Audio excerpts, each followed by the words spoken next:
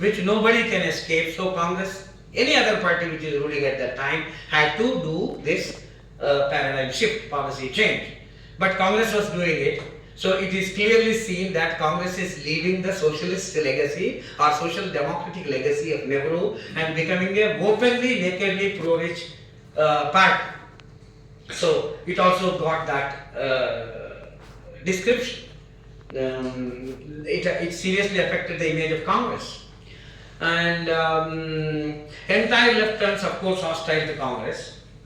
Because of this new economic policy, anti-workers regime and privatization, hurting working people, their employment, and also affecting the livelihoods of many people, and trade unions losing their grounds because of the privatization. So left's base itself is getting attacked, so left also started attacking Congress.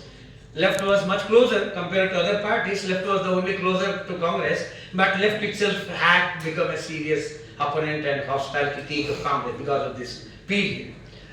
So reclaim welfare agenda. Entire left turn. And in the same period, Hindutva juggernaut advances without much of resistance, crushing Congress and eventually weakening regional, Kisan and identity-based political forces. We saw in the last period of the second period, when Congress hegemony was declining, we saw various political forces, farmers' parties, regional parties, identity-based parties coming up like BSP, SP, or the Kisan parties like Lokdal, Kranti Dal, all those things. And so various different political parties were coming up. Hindutva was also emerging as a strong force, especially after emergency. It became very strong, and after Babri Masjid, Ram Janmabhoomi movement, it became bold and very strong, and it gained a lot of political traction. Congress was weakening, and it is immediately filling.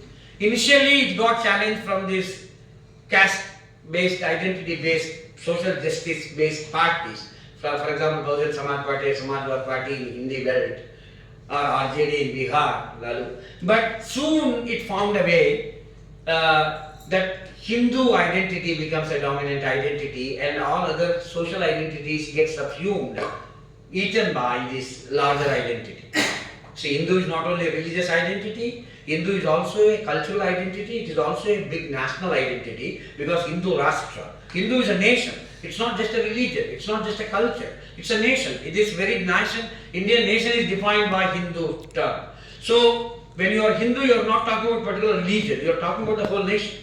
So the nationalism, the very nationalism, the way it is defining, BJP is defining, is connected closely, it closely tied it with the Hindu idea. So Hindu nationalism becomes a dominant narrative, under which even OBC, SC, all these social identity narratives and political forces, they also don't know how to face them. They also lose their ground, because they are ready to adopt Lohiya, they are ready to adopt Ambedkar, they are ready to say that they are all leaders, because they are all Hindu, and we are not opposed to them, we respect them, we take lessons from them.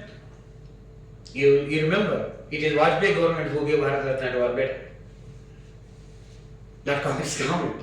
So they have this idea of appropriating Ambedkar, appropriating Lohiya, appropriating all these parties and appropriating these agendas. They have formed most backward castes commission, MBC commissions. So they wanted to divide these parties based on OBC vote banks. You Yadavs, even though you are OBCs, but you are the dominant caste. There are many small OBC castes which are much weaker than you. We are champions of real OBCs. BJP is championing the cause of social justice. It emerged as a champion of the global social justice. It criticized Mayawati. You say that you are Bahujan and Dalit party, but you are a party of Chamars. And there are many non-Chamars STs which are not getting reservation, who are languishing in poverty. We will give them chance to come up. So we are the real champions of Dalits. So they have both the ways. They appropriate Ambedkar, they respect Ambedkar, pay lip service to Ambedkar, give Bharat Ratna to Ambedkar. At the same time, they cut the vote banks, play the caste card smartly, and subsume them in the Hindu nationalist identity. So they attacked these forces. And regional parties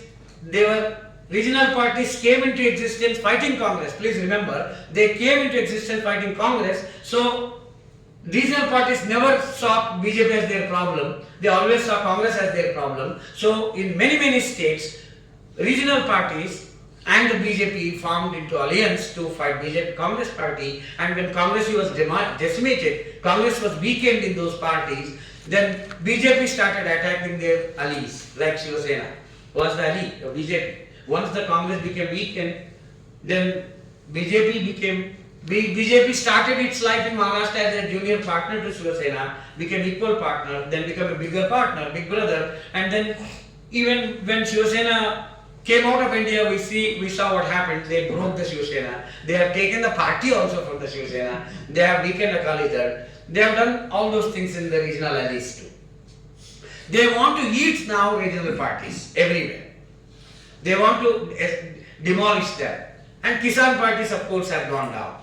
So, in the second phase of Indian Republic, that is from 67 to 91, all the diversity, all the electoral competition, various parties competing for power, that picture was slowly evaporated. After 91, slowly, BJP emerged as a behemoth. It emerged as a giant which is eating everything. Regional parties, caste-based parties, all their vote banks, and of course Congress is declining, and BJP emerges as a behemoth. It emerges as a giant. Nobody is matched to them. They are so high, they are so powerful, and once they come to power in 2014, the big corporate lobbies started. Before that they were doing indirectly, but once they came to power, big purses, they got big purse too, and they are purchasing, we know what they are doing. They are purchasing MLAs and MPs, and they are breaking parties. They are doing all these things openly, because they have ideological hegemony now. In society, their ideas have traction. People, there is a strong social base which is supporting them.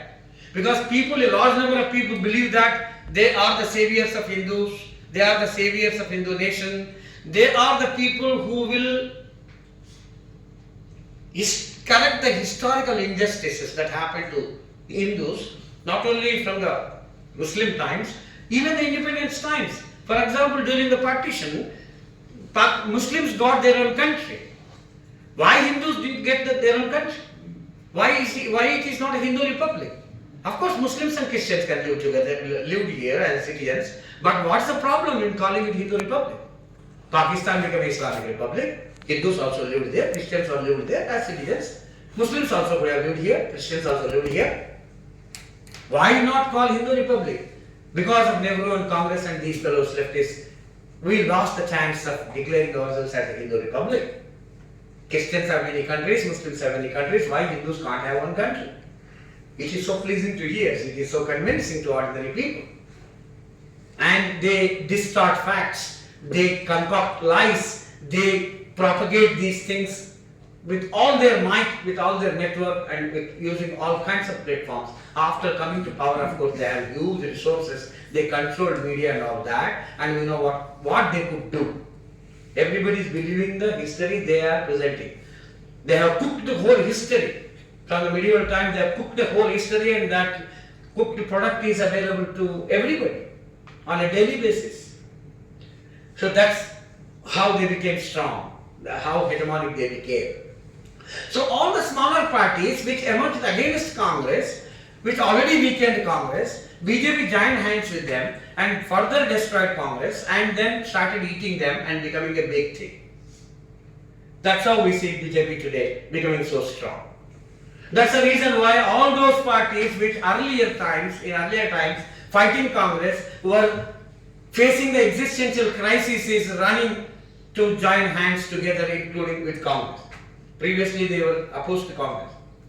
But this process of regional parties coming together with Congress and forming an alliance, this process has not just begun now. It started in 2004 itself. Because by 2004 it became very clear to the Congress and other parties that BJP has become a juggernaut. It is going to kill everybody. It is going to occupy the entire political space, and it is going to seriously damage Indian democracy and political system. And it is a ruthless party with fascistic nature.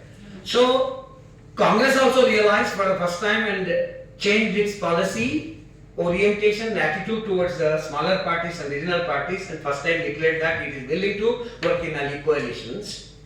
Famous Panchmadi resolution, I guess. So they changed their policy, and regional parties also who were anti-Congress from their birth in the entire character, they also changed they understood and they changed their idea and started moving closer to Congress party. And Congress and other parties coming together and forming an alliance. For example, UPA, United Progressive Alliance, was the result of that.